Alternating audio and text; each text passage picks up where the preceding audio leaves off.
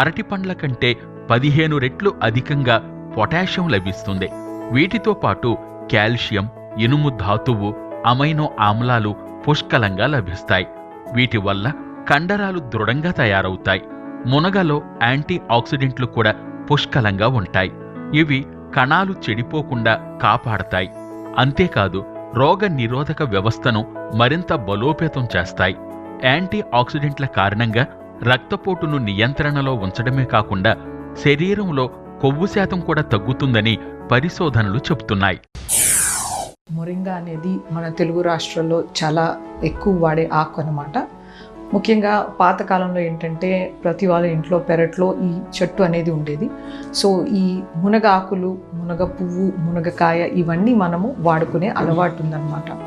So బేసిక్గా మనం ట్రెడిషనల్గా చూస్తే ఆషాఢంలో ఈ ఆకుని ఖచ్చితంగా ప్రతి వాళ్ళు తీసుకుంటారు. సో ఎందుకంటే